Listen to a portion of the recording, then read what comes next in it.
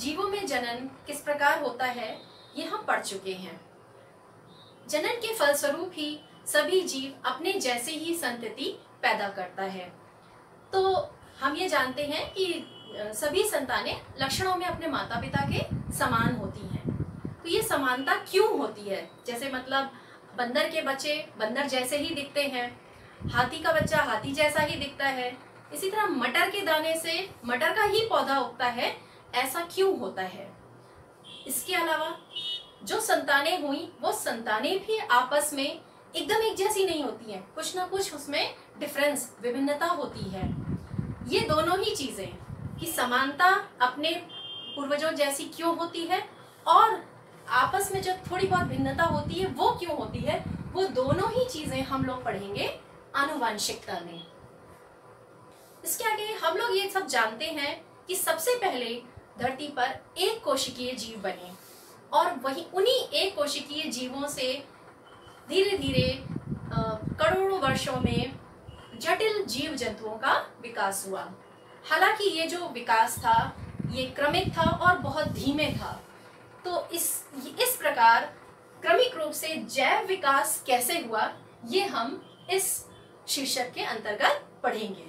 तो इसीलिए हमारे इस अध्याय का शीर्षक है आनुवंशिकता एवं जैव विकास।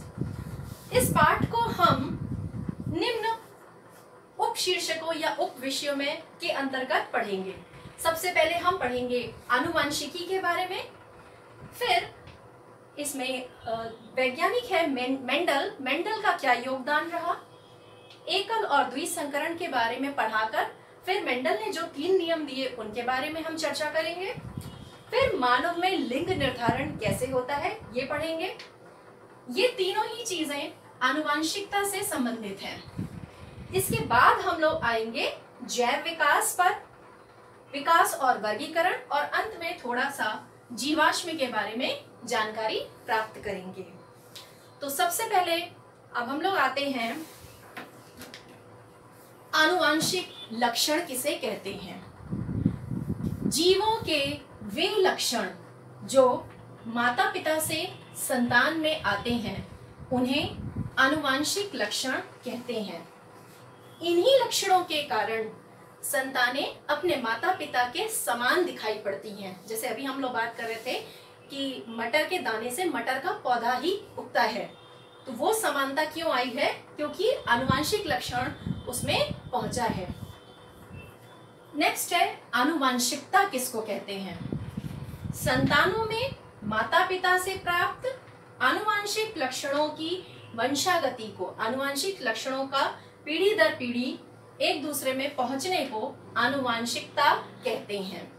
तो आनुवंशिकता के कारण ये आनुवंशिकता एक क्रिया है जिसकी वजह से आनुवंशिक लक्षण अगली पीढ़ी में पहुंचते हैं। आनुवंशिकी क्या है? विज्ञान की वह शाखा जिसमें लक्षणों की वंशागति की रीतियों यानी टेक्निक्स, नियमों के बारे में हम अध्ययन करते हैं, उसे हम आनुवंशिकी या इंग्लिश में जेनेटिक्स भी कहते हैं। और आजकल जेनेटिक इंजीनियरिंग बहुत ज्यादा फेमस है। अब बात आती है आनुवंशिकता का वाहक कौन होता है, यानी आनुवंशिकता अगली पीढ़ी में किस प्रकार पहुंचती है। इसका उत्तर है गुणसूत्र। हम सभी जानते हैं चाहे वो जंतु कोशिका हो चाहे वो वनस्पति कोशिका हो, उसके केंद्रक में धागे नुमा संरचना होती है जिसको हम गुणसूत्र कहते हैं। गुणसूत्र ही हैं जो आनुवंशिक सूचनाओं को अगली पीढ़ी तक पहुंचाते हैं। और ये किस कारण पहुंचाते हैं? क्योंकि उनमें एक विशेष आनुवंशिक पदार्थ होता है जिसको हम कहते हैं डीएनए। डीएनए यानी D oxy ribo nucleic acid. और डीएनए के अणुओं का एक निश्चित क्रम में सजे होने पर इसको हम कहते हैं जीन्स, यानी गुणसूत्र जीन्स के वाहक हैं। और जीन्स किससे मिलकर बने हुए होते हैं? डीएनए के अणुओं से मिलकर बने हुए होते हैं। इस प्रकार हम अगर बात करें लैंगिक जनन की, तो लैंगिक जनन में एक नर और एक मादा की आवश्यकता होती है। तो इस प्रकार के इनसे जो संतानें उत्पन्न होती हैं उनमें 2 विकल्प होते हैं, यानी लक्षणों के आने के 2 विकल्प होते हैं। हो सकता है कोई एक लक्षण ही उसमें दिखाई पड़े।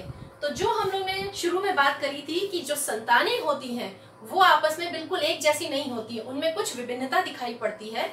वो विभिन्नता इसी कारण से दिखाई पड़ती है क्योंकि नर और मादा दोनों की लक्षण उनमें पहुंचते हैं, परंतु उन दोनों में से दिखाई कोई एक ही पड़ता है जो कि प्रभावी होता है। इसके बारे में सबसे ज्यादा बाद में आगे बताया था मेंडल ने। अब हम अपने अगले टॉपिक पर आते हैं, मेंडल का योगदान। ग्रेगर जॉन मेंडल ही थे जिन्होंने सबसे पहले आनुवंशिकी पे अपने प्रयोग किए और प्रयोगों के आधार पर उन्होंने निष्कर्ष निकाल के अपने नियम प्रतिपादित किए। इसीलिए ग्रेगर जॉन मेंडल को हम लोग आनुवंशिकी का जनक भी कहते हैं। ग्रेगर जॉन मेंडल की हिस्ट्री बहुत ही इंटरेस्टिंग रही है। वो एक गिरजाघर में पादरी थे। उससे पहले उन्होंने स्कूल सर्टिफिकेट के लिए एग्जाम दिया था, लेकिन वो उसमें पास नहीं हो पाए, जिसकी वजह से उनकी टीचर बनने की और वैज्ञानिक जो उनकी इच्छा थी वो पूरी नहीं हो पा रही थी। किंतु उन्होंने अपनी इच्छा को दबाया नहीं और जो गिरजाघर में जिसमें वो काम करते थे उसके बगीचे में उन्होंने मटर के पौधे उगाए और मटर के पौधों पर उन्होंने आनुवंशिकी के अपने प्रयोग किए।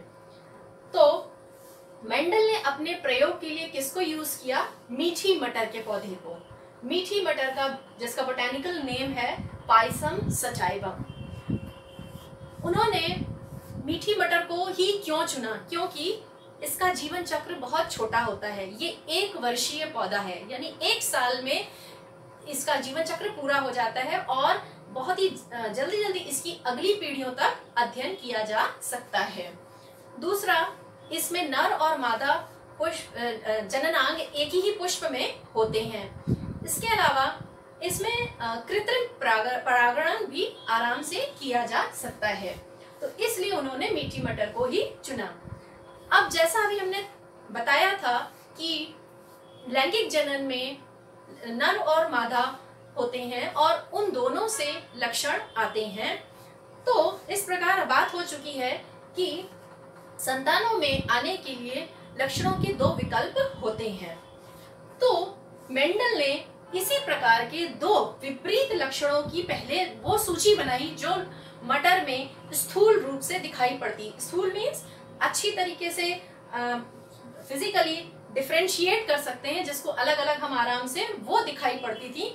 उन ऐसी 7 विपरीत लक्षणों की सूची बनाई और इन्होंने पहले एक लक्षण पर अपना अलग प्रयोग किया, फिर उन्होंने एक साथ 2 लक्षणों का 3 लक्षणों का प्रयोग कर करके आगे देखा और अपना फिर नियम दिया। इसीलिए जब एक लक्षण केवल लिया, उस पर प्रयोग किया, तो उसको हम कहते हैं एक एकल संकरण या एक संकर क्रॉस बोलते हैं। और जब एक साथ 2 गुण एक साथ लिए तो उसको हम लोग कहते हैं द्विसंकरण या द्विसंकर क्रॉस। तो ये है उनके द्वारा यूज की गई विपरीत लक्षणों की सूची। पहला, तने की लंबाई।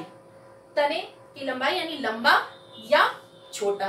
तो लंबापन यो था कि जो 2 मीटर करीब लंबे मटर के पौधे थे वो लंबे कहलाए, और बौनापन यानी कि जो केवल आधा मीटर लंबे थे। तो उन्होंने अपने प्रयोगों के लिए सबसे पहले जो पहली पीढ़ी ली वो उन्होंने शुद्ध पौधे लिए, शुद्ध लंबे और शुद्ध बौने पौधों से शुरुआत करी थी। इसी तरह बीज की आकृति गोल और उसका विपरीत लक्षण हो गया झुर्रीदार। बीज चोल का रंग पीला और उसका ऑपोजिट हरा। फली का रूप चपटा और संकीर्ण। फली का रंग हरा और पीला। फूल का रंग बैंगनी सफेद।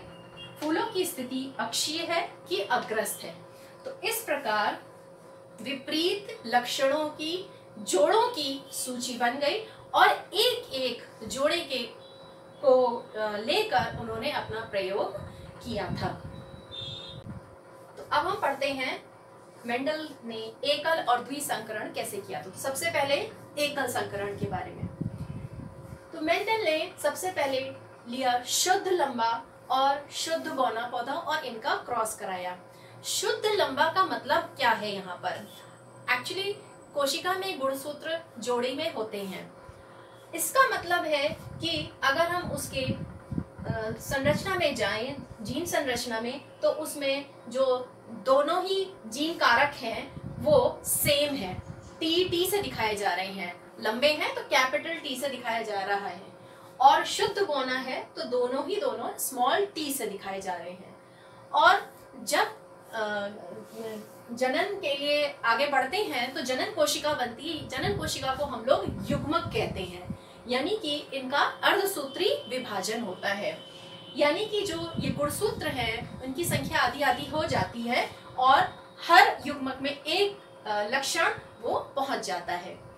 तो प्रथम पीढ़ी, पहली पीढ़ी जनक पीढ़ी जिसको कहते हैं, जनक पीढ़ी, ये हो गई आपकी शुद्ध लंबा यानी टी, ये जीन कारक दिखाए गए हैं, और शुद्ध बौने में स्मॉल टी दिखाए गए हैं। नेक्स्ट, जब इनके युग्मक बनेंगे तो कैपिटल टी अलग अलग हो गए, स्मॉल टी अलग अलग हो गए।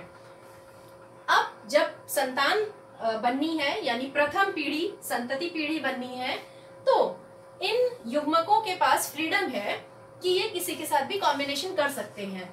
अगर ये कैपिटल टी इसके साथ मिले तो आप देख रहे हैं कैपिटल टी स्मॉल टी बनाएगा। जब यही वाला दूसरे स्मॉल टी के साथ मिल रहा है, ये देखिए, तो कैपिटल टी स्मॉल टी, ये वाला कैपिटल टी जब इस स्मॉल टी के साथ मिल रहा है तो कैपिटल टी स्मॉल टी, ये वाला जब लास्ट वाले के साथ मिल रहा है तो कैपिटल टी स्मॉल टी। इस प्रकार संतान में इस तरह की हमें जीनी संरचना मिल रही है।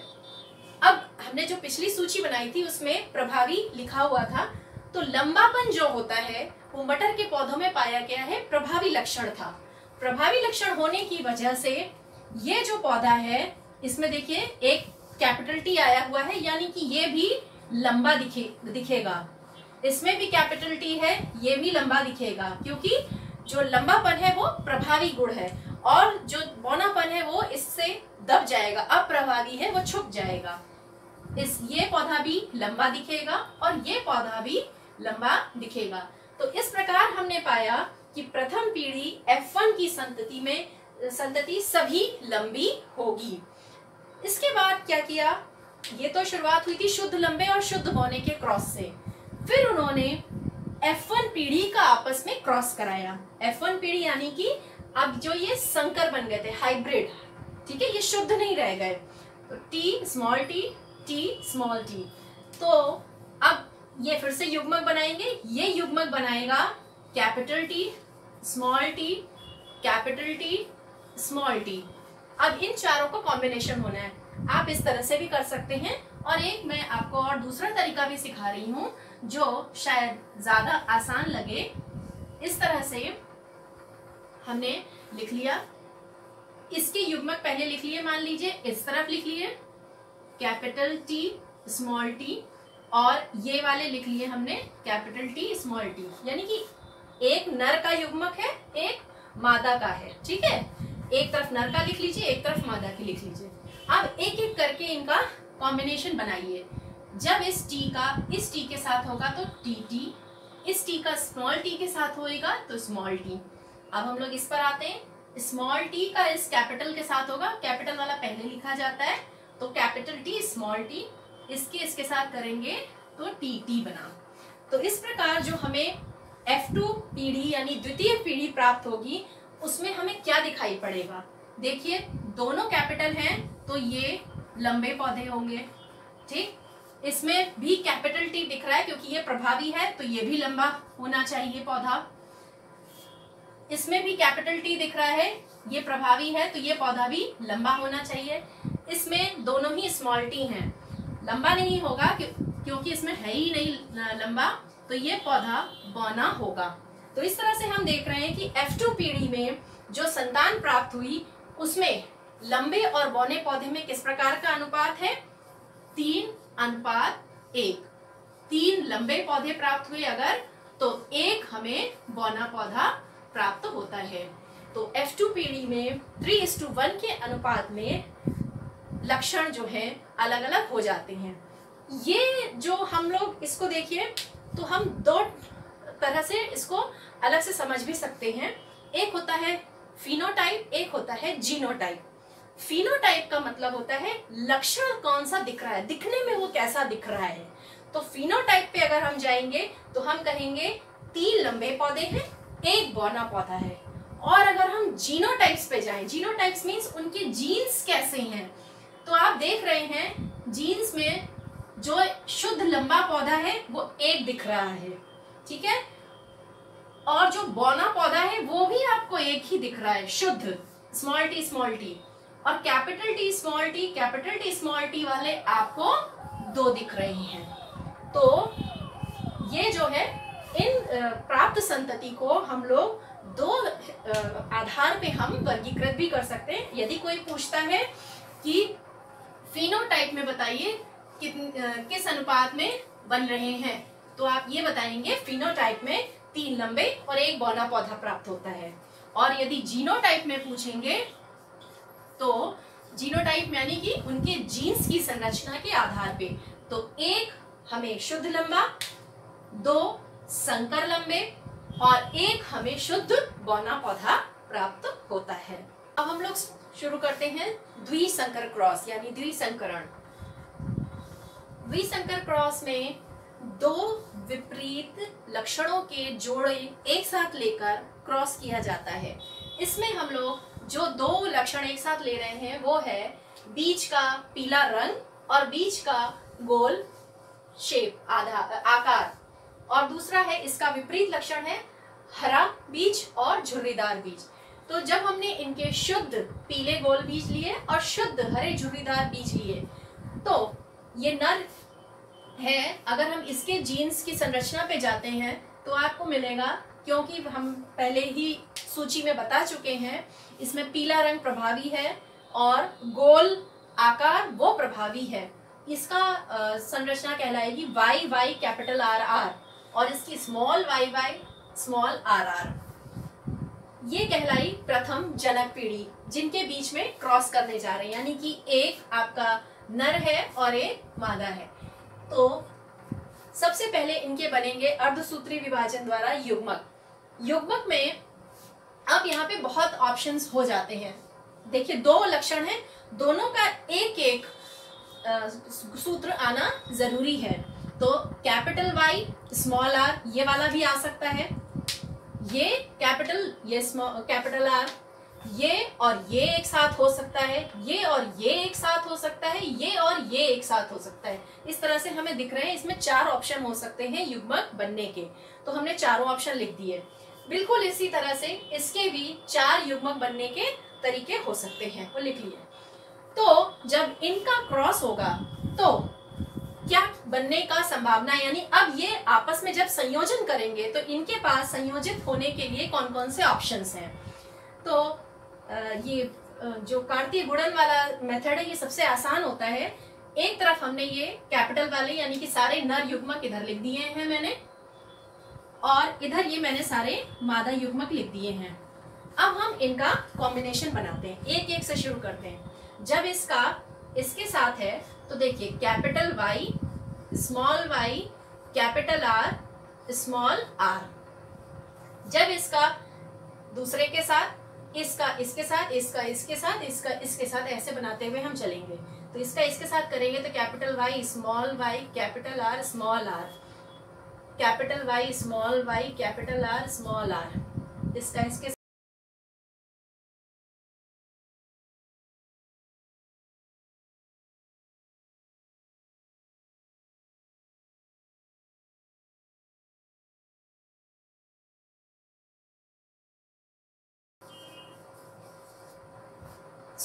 इस प्रकार हम यहाँ पे देख रहे हैं ये संतान पीढ़ी बन रही है, F1 पीढ़ी। अब क्योंकि इसमें देखिए Y भी है कैपिटल R भी है, सब में आपको दिख रहा है कैपिटल Y और कैपिटल R जरूर दिख रहा है।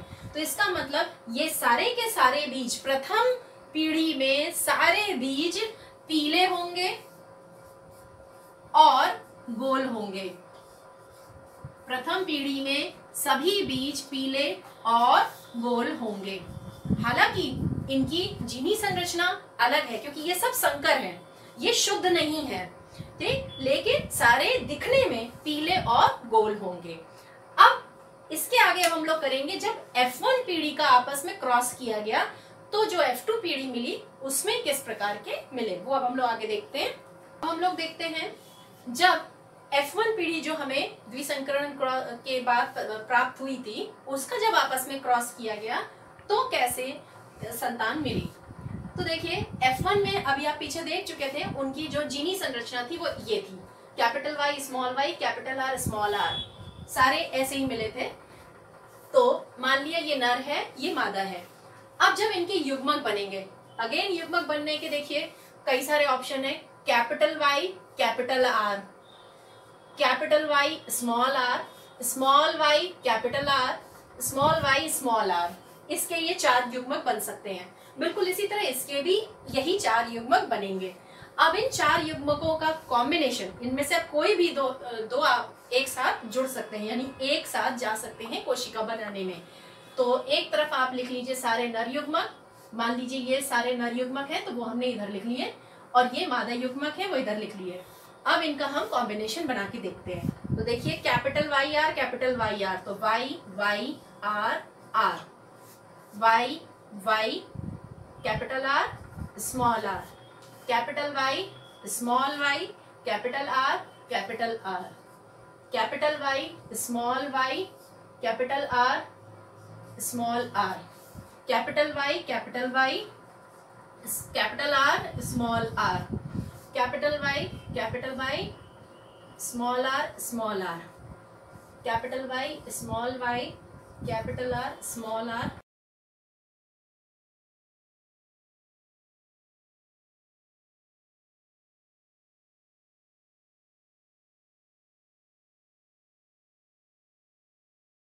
इस प्रकार हमें ये संतति प्राप्त हुई। अब इसमें हम जरा देखते हैं कि दिखने में कौन कैसा दिखेगा, यानी फिनोटाइप कैसा होगा।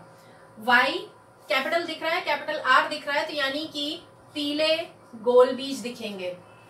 इसमें भी एक कैपिटल कैपिटल कैपिटल जहां आपको दिखेगा वो लक्षण आपको दिखना है। तो ये भी पीला गोल होगा, ये भी पीला गोल होगा, ये भी पीला गोल बीज होगा, ये भी पीला गोल बीज होगा, ये पीला होगा, लेकिन यहाँ पे कैपिटल R नहीं है तो ये कैसा होगा, झुर्रीदार बीज होगा।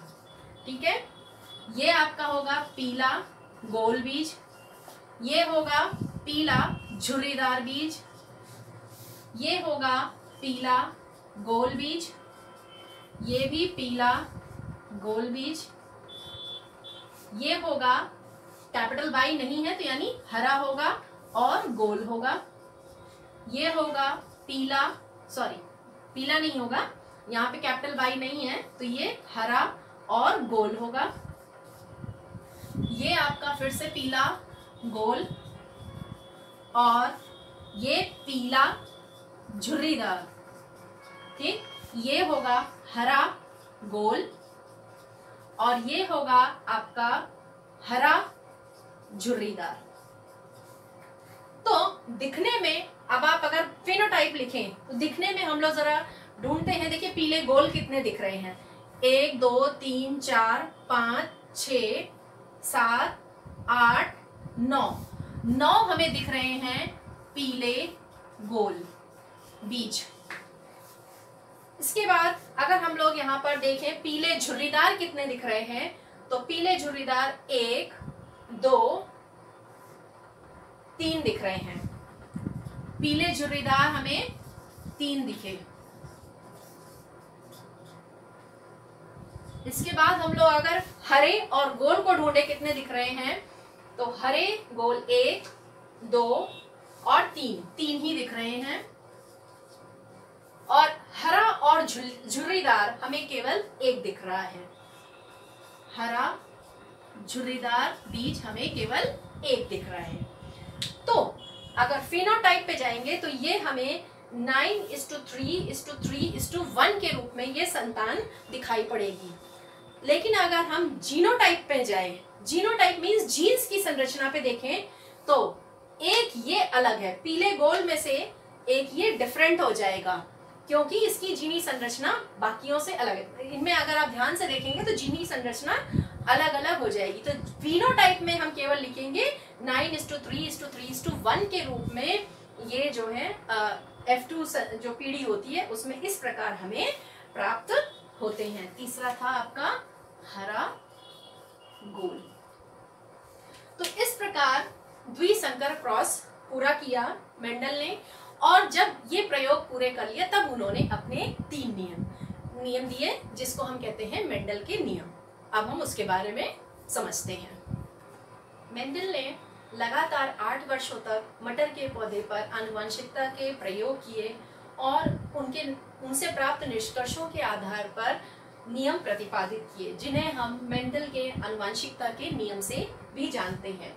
तो पहला नियम था उनका प्रभाविता का नियम। जैसा कि हमने देखा कि हम प्रत्येक जीवों के लक्षणों को विपरीत लक्षणों के जोड़ों में व्यक्त कर सकते हैं। तो जब उनके संतान बनती है तो दोनों विपरीत लक्षण एक साथ आ जाते हैं, लेकिन दिखाई उनमें केवल एक लक्षण पड़ता है। स्थूल रूप से बाहर एक लक्षण दिखाई पड़ता है। यह वही लक्षण होता है जो कि प्रभावी होता है, और जो अप्रभावी होता है वह दिखाई नहीं पड़ता है। यही था उनका प्रभाविता का नियम कि संतान में 2 विपरीत लक्षणों में से जो प्रभावी लक्षण होगा वही दिखाई पड़ता है। नेक्स्ट है पृथक्करण का नियम। जैसा कि हमने देखा कि जो 2 युग्म होते हैं उनमें जो जीन्स हैं जब युग्मक बनते हैं तो उनके लक्षण अलग हो जाते हैं। युग्मक बनते समय उनके जीन्स अलग अलग हो जाते हैं और वापस युग्मनज बनते समय ये लक्षण वापस एक साथ आते हैं, और जब उनका क्रॉस कराया जाता है फिर से हमें नई संतति प्राप्त होती है। जैसा कि आपने जब एकल संकरण देखा था तो जो पहली पीढ़ी प्राप्त हुई थी F1 पीढ़ी, उसमें सभी लंबे पौधे दिखने में थे, लेकिन उनमें दोनों लक्षण उपस्थित थे, लंबापन और बौनापन दोनों उपस्थित थे, कैपिटल टी और स्मॉल टी। जब उनके युग्मक बने तो वो कैपिटल टी स्मॉल टी अलग अलग हुए थे, और जब तीसरी पीढ़ी प्राप्त हुई तो उसमें आपने देखा कि लंबे पौधे अलग और बौने पौधे भी मतलब 1:2:1 के रूप में जीनोटाइप में आपको प्राप्त हुए थे। तो ये शो करता है कि प्रथम पीढ़ी में एक साथ रहने पर भी लक्षणों का आपस में मिक्सिंग नहीं हुई थी, वो पृथक रहे, एक दूसरे को इफेक्ट नहीं करते हैं। इसी को कहते हैं पृथक्करण का नियम या युग्मकों की शुद्धता का नियम। तीसरा है स्वतंत्र अपव्यूहन का नियम। पहले जो 2 नियम हैं वो एक संकर क्रॉस के लिए दिए गए, और जो तीसरा नियम है ये मतलब तीनों नियम लगेंगे, तीसरा नियम स्पेशली आया द्विसंकर क्रॉस या उससे अधिक संकर क्रॉस के लिए ये है।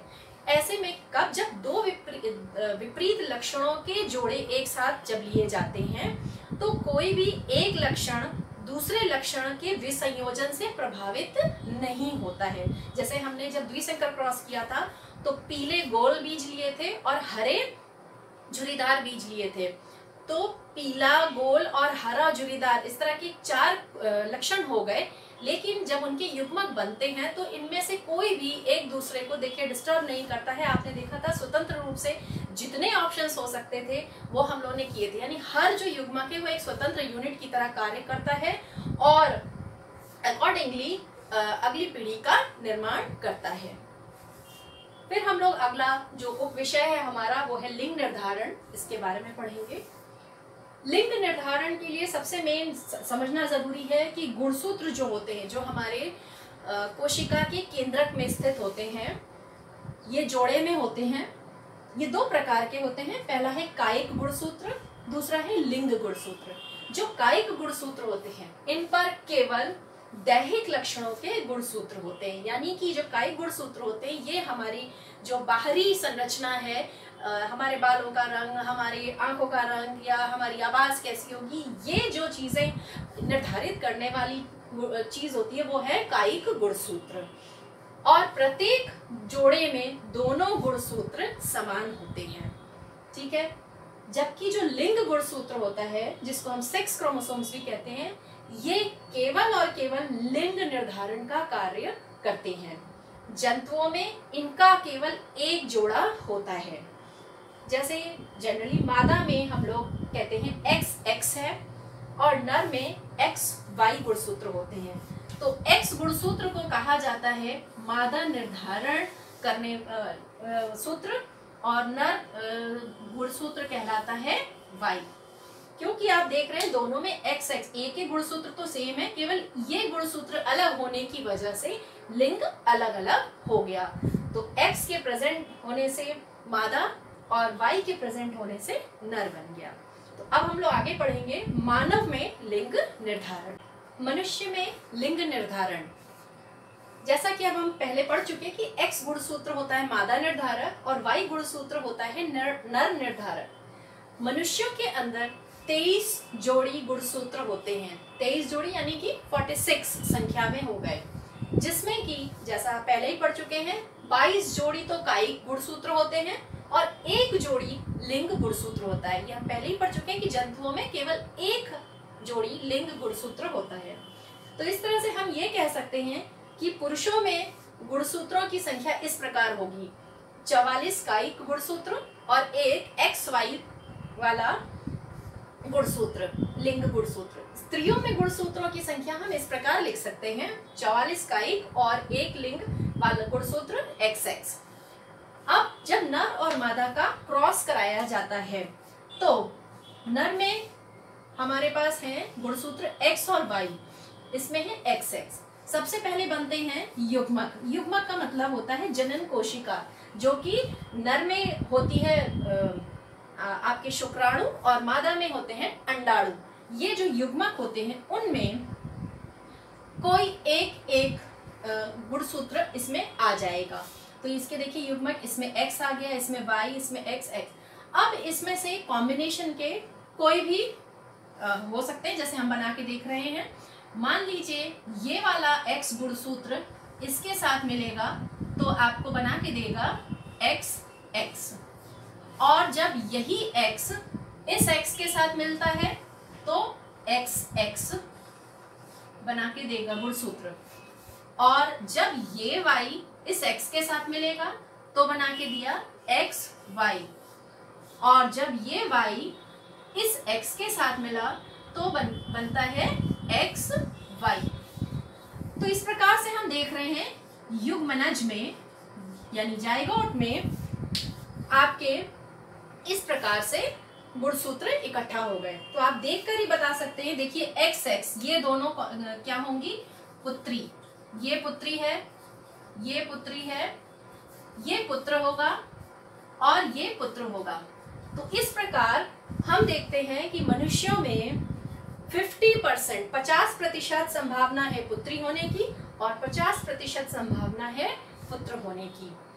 सभी संतानें, चाहे वो लड़का हो या लड़की, एक्स गुणसूत्र अपनी माता से प्राप्त करते हैं, जबकि जो वाई गुणसूत्र है वो अपने पिता से प्राप्त करते हैं। तो इसलिए जो आने वाली संतान है वो लड़का होगी या लड़की, ये डिपेंड करता है कि उसे अपने पिता से कौन सा गुणसूत्र प्राप्त हुआ। यदि पिता से भी एक्स ही प्राप्त हुआ तो पुत्री होगी, यदि पिता से वाई प्राप्त हुआ तो पुत्र होगा। तो इस प्रकार से मनुष्य में लिंग निर्धारण यहाँ पे समाप्त होता है, और अब हम शुरू करेंगे जैव विकास।